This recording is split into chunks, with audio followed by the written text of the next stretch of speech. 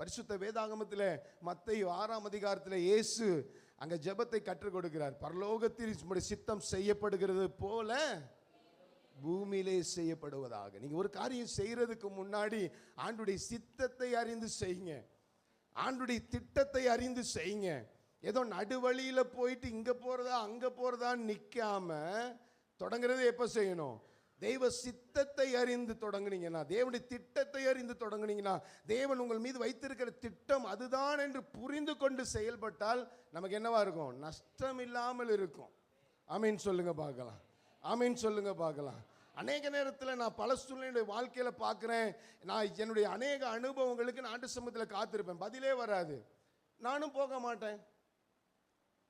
பதிலும் வராது, நானும் என்ன பண்ண மாட்டேன்? செய்ய மாட்டேன். நீங்கள் சொல்லுங்க, நீங்கள் சொல்லாமல் நான் போக மாட்டேன் ஆண்டவரே, நீங்கள் என்ன அனுமதிக்காமல் நான் இதை செய்ய மாட்டேன் ஆண்டவரே. சொல்லி பாருங்க, கஷ்டமான அனுபவமாக இருந்தாலும் ஆண்டவர் தூக்கிட்டு போகிறத பார்ப்பீங்க. ஹல்லேலூயா.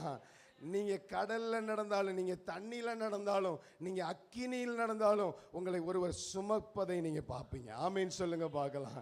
ஹல்லேலூயா, ஹல்லேலூயா. அவர் நம்மளை காக்கிற ஆண்டவர். அவர் நமக்கு பணிவிடை செய்வதற்காக ஆவிகளை கட்டளையிடுகிற ஆண்டவர்.